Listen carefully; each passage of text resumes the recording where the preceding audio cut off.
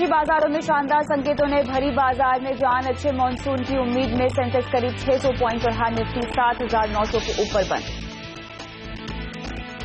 BSE और NSE में भी कमोडिटी ट्रेडिंग संभव, जल्द लॉन्च होगी कमोडिटी में ऑप्शंस ट्रेडिंग। वित्त मंत्री से मिले आरबीआई गवर्नर राजन, आज पीएम से भी होगी मुलाकात, दूसरे टर्म पर बातचीत होने की खबर। कैपिटल गुड्स पॉलिसी का ऐलान, 2025 तक उत्पादन 7.5 लाख करोड़ तक पहुंचाने का लक्ष्य, घरेलू इंडस्ट्री को सस्ते इंपोर्ट से बचाने के उपाय भी शामिल। और आज शाम होगी सरकार के बड़े मंत्रियों की बैठक, 2 साल के कामकाज की होगी समीक्षा।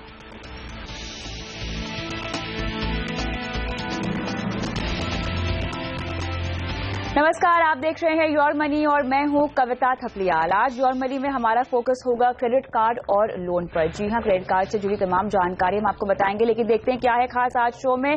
क्रेडिट कार्ड का पूरा गणित आज हम आपको समझाएंगे योर मनी में। उसके बाद होम लोन के साथ क्रेडिट कार्ड लोन भी कैसे मिले, इतने कर्ज से छुटकारा, देंगे आपको इसका उपाय।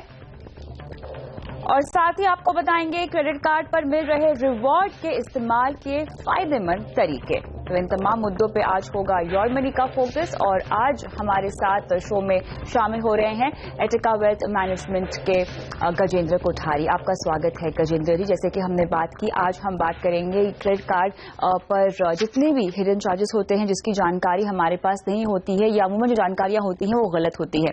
कुछ सिनेरियोज है जहां पर हमें जो चार्जेस लगते हैं कार्ड पर उसे ध्यान में रखना चाहिए। सिनेरियो वाइज हम जाते हैं एक एक करके। सबसे पहले, अगर हमने एक पेमेंट को ओवरड्यू कर दिया है, यानी अगर हमने टाइम से पेमेंट नहीं किया है, तो किस तरह के चार्जेस हमें लगते हैं जो हमें पता है, और वो कौन से चार्जेस है जो हमें नहीं पता है। जब आप पेमेंट ओवरड्यू करते हैं तो 3 तरह के चार्जेस लगते हैं। सबसे पहला आपका एक ओवरड्यू फाइन लगता है, पेनल्टी पेमेंट लगता है, right. वो है अगर आपने चेक से पेमेंट किया और वो चेक बाउंस हो गया तो बाउंस चार्जेस भी लगते हैं। okay. और थर्ड, आपका इंटरेस्ट, मंथली इंटरेस्ट शुरू हो जाता है जो रफली 3% के आसपास होता है मंथली। सो साल के हिसाब से 36 to 40% के बीच होता है। तो ये 3 चार्जेस आपके लगते हैं जो कई बार। और उसमें दूसरी बात यह है कि उसके बाद से जो अगर आपका जो आप कोई भी आइटम परचेज कर रहे हैं तो उसमें कोई क्रेडिट फ्री पीरियड नहीं मिलता, इंटरेस्ट फ्री पीरियड नहीं मिलता, उसकी उसी दिन से आपके चार्जेस चालू हो जाते हैं। साथ ही में अगर मैं केवल मिनिमम अमाउंट ही पे करूं तब भी मुझे इंटरेस्ट लगेगा और इंटरेस्ट फ्री पीरियड नहीं मिलेगा मुझे। यस, ये बहुत लोगों को पता नहीं है। बहुत लोग ये सोचते हैं कि मिनिमम अमाउंट पे करने के बाद वो रिवॉल्व कर सकते हैं क्रेडिट को। आप अगर मिनिमम पेमेंट ही पे करते हैं और उसके बाद आप कोई भी खरीदारी करते हैं तो उसमें आपको एक भी दिन का इंटरेस्ट फ्री पीरियड नहीं मिलता है। और तब जो इंटरेस्ट लगता है वो किस दर पे लगता है? वो करीबन 3-3.5% उसी दिन से पर महीने के हिसाब से आपको लगना शुरू हो जाता है। तो यहाँ पर ये चार्ज है जिसकी जानकारी अमूमन लोगों के पास नहीं होती है। साथ ही अगला सिनेरियो ये है जब हम अपना बैलेंस रिवॉल्व करते हैं, इसका मतलब क्या है? बेसिकली क्या होता है कि आप एक क्रेडिट कार्ड के साथ जुड़े हुए हैं और वो आपको कुछ परसेंटेज चार्ज कर रहे हैं, तो बहुत सारी बैंक आपको ये ऑफर देती है कि आप अपना सारा बैलेंस शिफ्ट कर लीजिए हमारे पास। ओके। तो 3 महीने तक हम आपको ये तो कुछ चार्जेस नहीं लगाएंगे या फिर बहुत लो रेट ऑफ इंटरेस्ट लगाएंगे। तो कई बार अगर आपकी शॉर्ट टर्म ये पैनिक सिचुएशन है तो ये ऑप्शन हो सकता है आपको क्रेडिट क्रंच फेस करने का। तो आप एक बैंक से सारा पेमेंट दूसरे बैंक में डाल सकते हैं और 3 महीने तक आपको बहुत कम चार्जेस लगेंगे और 3 महीने के बाद फिर आपको नॉर्मल रेट ऑफ चार्जेस लगना शुरू हो जाएंगे। और कितना फर्क होगा इन चार्जेस में जो 3 महीने तक लगते हैं और उसके बाद जो लगेगा? 3 महीने के बाद तो नॉर्मल चार्जेस लगेंगे जो हर क्रेडिट कार्ड के लगते हैं, बट 3 महीने तक कई सारी बैंक्स फ्री देती है या आपको कोई इंटरेस्ट वेव ऑफ कर देती है, या कई सारी बैंक आपको मिनिमम लाइक जैसे 8% या 10% एनुअली के हिसाब से आपको चार्ज करती है, जो कि बहुत ज्यादा है। स्टिल बहुत ज्यादा है। बिल्कुल। आगे बढ़ते हैं। पेमेंट चेक अगर हमारा बाउंस हो जाए, 2 सिनेरियो, एक तो हमारा चेक बाउंस हुआ है ड्यू डेट के अंदर ही, ड्यू डेट का जो पीरियड है उसके अंदर ही, और एक उसके बाद अगर बाउंस हो तो। अगर ड्यू डेट के अंदर बाउंस हुआ है तो आपको सिर्फ एक चार्ज लगेगा जो है चेक बाउंस चार्ज, वो आपको भुगतान करना पड़ेगा, वो आपके क्रेडिट कार्ड में ऐड हो जाएगा पेमेंट में। अगर आपने बॉर्डर लाइन पे दिया है और बॉर्डर लाइन क्रॉस करने के बाद अगर वो बाउंस हो गया तो फिर आपको 3 चार्जेस लग जाते हैं। Cheque bounce charge, okay, late payment charges क्योंकि आपने मिनिमम आपने वो डेट को एक्सटेंड कर दिया, और तीसरा चार्ज है उस दिन से कितने दिन आपने बाद में भुगतान किया पेमेंट, उतना उन दिनों का इंटरेस्ट आपको लगेगा जो अमाउंट ड्यू आउटस्टैंडिंग। ओके, और वो इंटरेस्ट कितना होगा फिर? 3-3.5% 3 से 3.5% के आसपास ही। ये भी जानकारी बहुत लोगों को नहीं होती है अमूमन।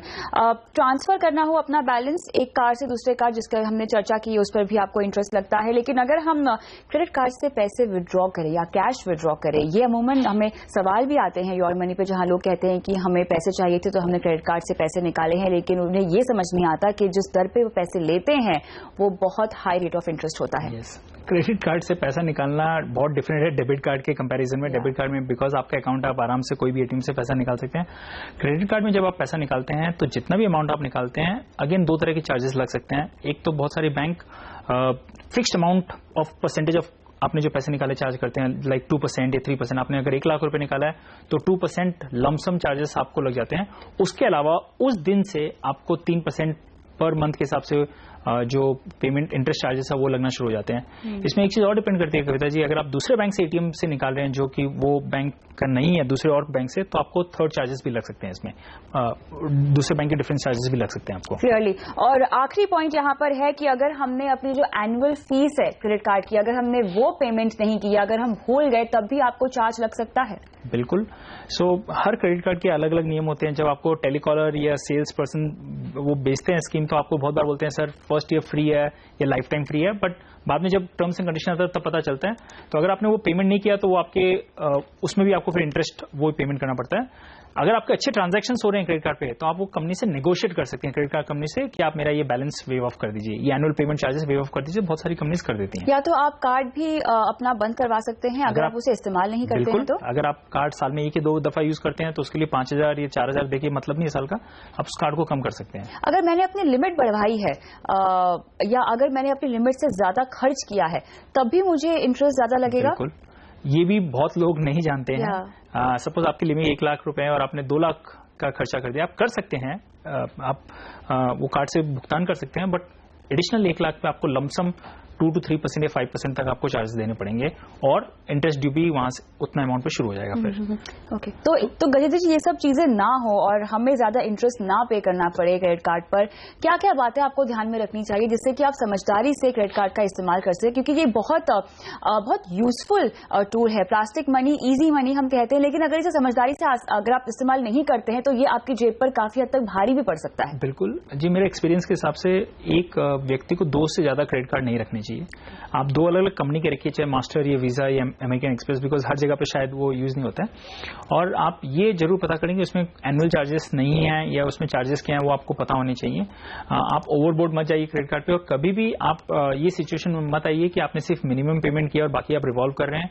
ज्यादातर हो सके तो आप पूरा पेमेंट ड्यू डेट से पहले आप विड्रॉ कर दीजिए। अगर आप चेक से भुगतान करें तो आप हफ्ते 10 दिन का टाइम रखिए हाथ में। अगर आप ऑनलाइन पेमेंट कर रहे हैं तो आप लास्ट डे भी कर सकते हैं, तब आपके पास डिफॉल्ट का चांसेस नहीं है। तो ये बातों का अगर आप ध्यान रखते हैं तो आपका एक एक्सपीरियंस काफी अच्छा हो सकता है। चलिए, तो ये वो तमाम बातें हैं जिनको ध्यान में रखते हुए आप क्रेडिट कार्ड जैसी चीज को बड़े आसानी से और समझदारी से इस्तेमाल कर सकते हैं। और 2 से ज्यादा क्रेडिट कार्ड आपके पास ना हो, अगर आप मेंटेन कर सकते हैं, डिसिप्लिन वे में उनका इस्तेमाल कर सकते हैं, तब तो ठीक है। लेकिन योर मनी की सलाह आपको यही है कि 2 से ज्यादा क्रेडिट कार्ड आपको नहीं रखने चाहिए। योर मनी में आगे बढ़ते हैं और अब हम शुरुआत करते हैं सवाल जवाब के सिलसिले के साथ। लेकिन हम लेते हैं यहाँ पर सबसे पहला सवाल हमारे दर्शक जसमीत का। जसमीत ने हमें होम लोन के बारे में लिखा है और ये कह रहे हैं कि 2010 से इन्होंने एक फ्लैट है इनका पुणे में, जिसके लिए इन्होंने होम लोन लिया हुआ है, और इनकी वाइफ और ये दोनों ने मिलकर जॉइंट लोन लिया है, यानी ये जॉइंट बोरोवर है। और ईएमआई हालांकि जसमीत के अकाउंट से जाती है। ये पूछ रहे हैं कि इनकी वाइफ, इनके कई सारे सवाल हैं। पहला सवाल ये पूछ रहे हैं कि क्या इनकी वाइफ को कोई टैक्स डिडक्शन मिलेगा इस लोन पर? जी नहीं कविता जी, अगर उनकी वाइफ के अकाउंट से पैसा नहीं निकला है, वो जॉइंट एप्लीकेंट हो सकते हैं हाउस में, बट अगर उनके अकाउंट से पैसा नहीं निकल रहा है तो उनको वो टैक्स बेनिफिट नहीं मिलेगा। उनके अकाउंट से भी पैसा निकलना जरूरी है। ओके। और ये साथ में यही पूछ रहे हैं कि क्या ये जो क्लेम डिडक्शन है वो प्रीवियस ईयर के लॉस में उसको काउंट कर सकते हैं या रिवाइज रिटर्न फाइल कर सकते हैं इसको लेकर?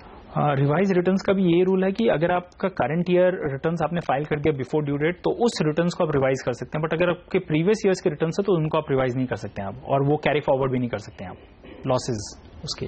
ओके। और आखिरी सवाल इनका ये है कि क्या ये रिडक्शन क्लेम कर सकते हैं इंटरेस्ट जो पे किया है बियॉन्ड 2 लाख रुपीज? उसमें यही देखना है कि अगर वो रेसिडेंशियल परचेज है तो हम 2 लाख तक मैक्सिमम ले सकते हैं, बट अगर वो लेट आउट है, अगर हमने किसी को दे दिया है तो फिर हम कोई भी अमाउंट इंटरेस्ट का उसमें क्लेम कर सकते हैं बियॉन्ड 2 लाख भी। बिल्कुल। जसमीत जी, अगर आप हमारे साथ फोन लाइन पर होते, आपका नंबर हमारे पास होता तो हम आपको और डिटेल में तमाम सवालों की जानकारियां दे सकते थे, लेकिन क्योंकि हमारे पास बहुत लिमिटेड इन्फॉर्मेशन थी जो आपने सवाल में भेजी है, उसी के तहत आपको हमें तमाम जवाब दिए हैं। फिलहाल रुकते हैं छोटे से ब्रेक के लिए, लेकिन ब्रेक के बाद भी जारी है सवाल जवाब का सिलसिला। बने रहिए।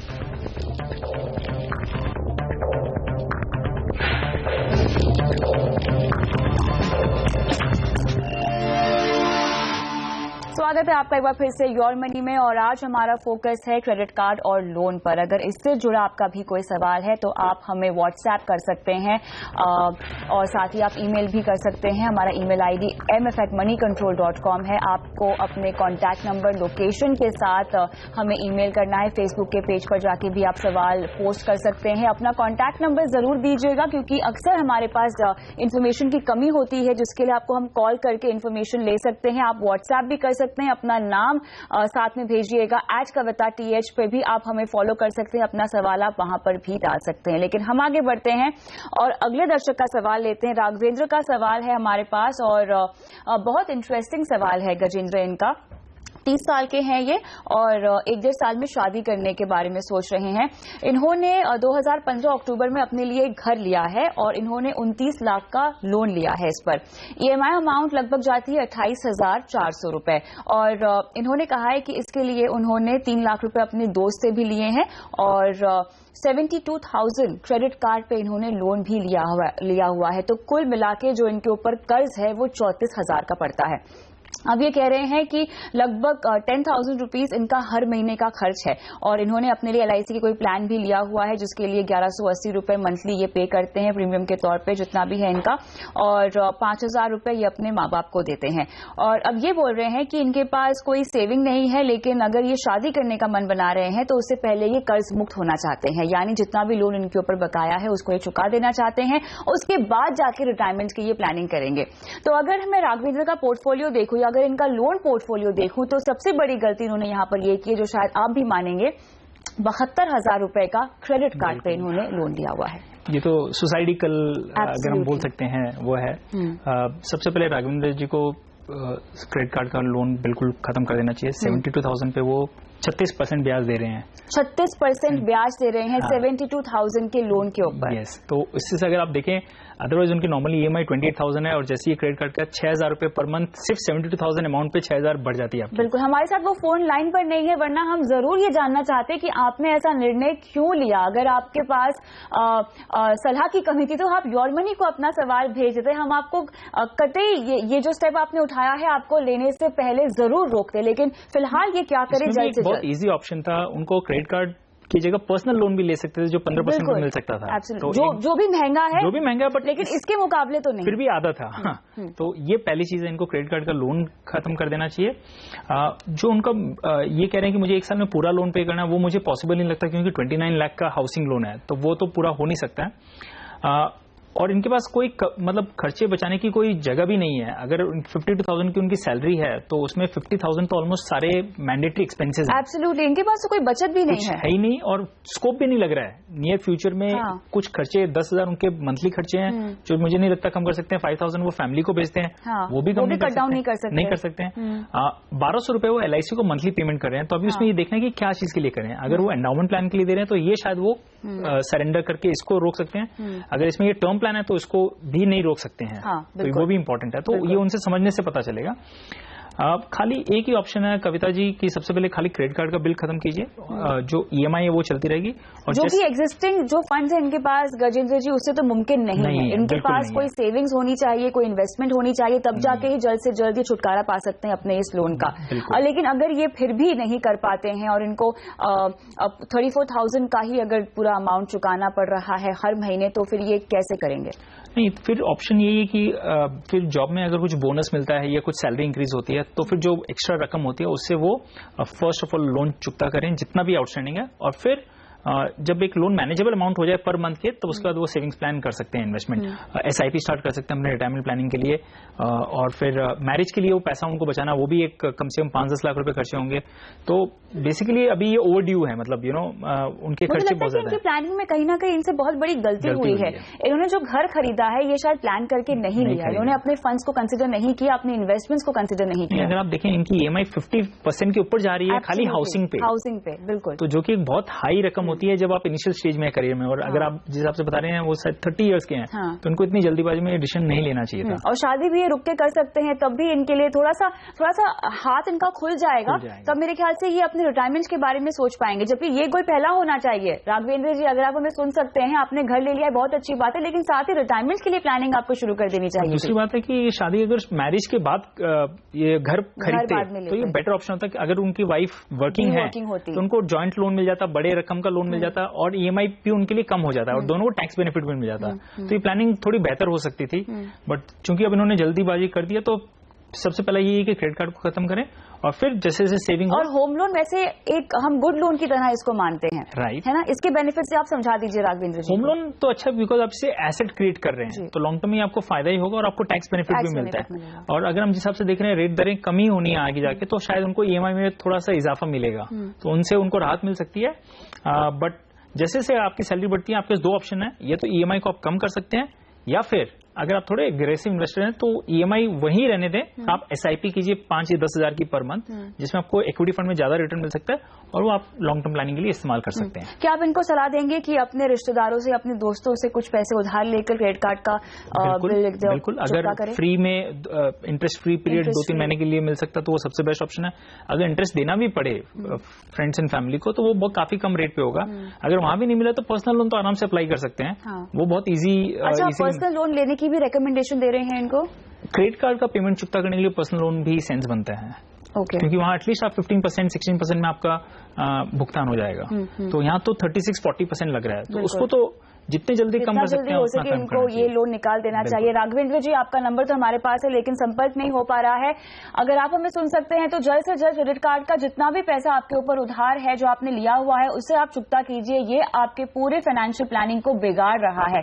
एक तो शायद आपने जो घर की खरीदारी की है, घर लिया है, उसमें शायद जल्दबाजी की है, आपने अपने पैसों को काउंटेड नहीं किया, आपने प्लानिंग नहीं की सही तरीके से, और इसीलिए शायद आपके पास, अगर हम बचत के तौर पर देखें, तो केवल 1800 रुपए हर महीना आपके हाथ में बचत हो रही है। राघवेंद्र जी, तो कहीं ना कहीं आपकी प्लानिंग में गलती हुई है। कोई बात नहीं, आपने योर मनी को अपना सवाल भेजा है, हम आपको कह रहे हैं क्रेडिट कार्ड का जितना भी लोन है उसे चुकता कीजिए, और रिटायरमेंट की प्लानिंग शुरू कीजिए, और साथ ही होम लोन अगर आप रहने दे सकते हैं तो अच्छी बात है, लेकिन फिलहाल आप जो EMI भर रहे हैं क्रेडिट कार्ड पे, वो बहुत ज्यादा है, उससे आपको छुटकारा पा लेना चाहिए।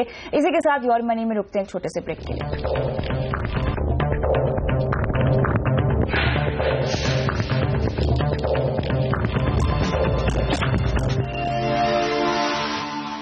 योर मनी में आगे बढ़ते हैं और लेते हैं अगली दर्शक का सवाल। हमें सीमा ने ईमेल के जरिए अपना सवाल पूछा है, और ये जानना चाहती है कि क्रेडिट कार्ड पे जो रिवॉर्ड पॉइंट्स दिए जाते हैं उसका समझदारी से कैसे इस्तेमाल किया जाए। सबसे पहले रिवॉर्ड पॉइंट्स मिलते कैसे हैं, आप ये समझा दीजिए। बिल्कुल, जब भी आप क्रेडिट कार्ड से खर्चा करते हैं पर 100 rupees, her depending on credit card, 100 रुपए खर्च करते हैं तो 1 पॉइंट मिलता है, जो 1 रुपए का होता है। कई क्रेडिट कार्ड 250 रुपए तक में 1 पॉइंट देती हैं, तो आप जितने क्रेडिट कार्ड से ज्यादा स्पेंड करते हैं उतने आपके पॉइंट्स एक्यूमुलेट होते हैं जी। वो पॉइंट से फिर आप बहुत सारे चीजें खरीद सकते हैं, जो उनकी कैटलॉग होती है, एक फिक्स कैटलॉग होती है, उससे आप चीजें खरीद सकते हैं, या आप उनसे गिफ्ट वाउचर्स खरीद सकते हैं, या आप क्रेडिट कार्ड का पेमेंट भी कर सकते हैं। ओके, तो कंपनीज बहुत सारे ऑप्शन, जितना आप उसे यूज करेंगे उतने आपके रिवॉर्ड पॉइंट्स इकट्ठा होगी। बिल्कुल, तो समझदारी से आप कैसे इसका इस्तेमाल किया जाए। तो अगर आपके जो भी खर्चे होते हैं डेली लाइफ के, आपको कुछ ऑनलाइन शॉपिंग करनी है, तो आप जो जरूरतमंद खर्चे वो सारे आप क्रेडिट कार्ड से कर सकते हैं। आप इलेक्ट्रिसिटी बिल पेमेंट्स कर सकते हैं, आप सारे यूटिलिटी बिल पेमेंट कर सकते हैं, तो वो सारे उनके पॉइंट्स भी क्रेडिट कार्ड में आपके ऐड होते हैं। ओके, तो वो आपके रिवॉर्ड पॉइंट्स बढ़ते रहते हैं, एक्यूमुलेट हो जाते हैं। ओके, और अगर आप कुछ हैवी ड्यूटी का परचेज आइटम करें, लाइक फ्रिज या रेफ्रिजरेटर जिसमें 50,000 लाख रुपए का खर्चा है, तो वो सीधा आपको उसमें अच्छे खासे रिवॉर्ड पॉइंट्स एक्यूमुलेट हो जाते हैं। तो यूटिलिटी एक्सपेंसेस के साथ आपके लाइफस्टाइल एक्सपेंसेस का भी इस्तेमाल किया जा सकता है रिवॉर्ड पॉइंट के जरिए। तो सीमा, ये है आपके सवाल का जवाब और बहुत बहुत शुक्रिया इसी के साथ गजेंद्र जी शो पे आने के लिए। योर मनी में आज के लिए इतना ही, लेकिन अगर आपका भी कोई सवाल है जो कि क्रेडिट कार्ड लोन से जुड़ा हुआ है तो अपना सवाल आप @kavita.th पर भेज सकते हैं।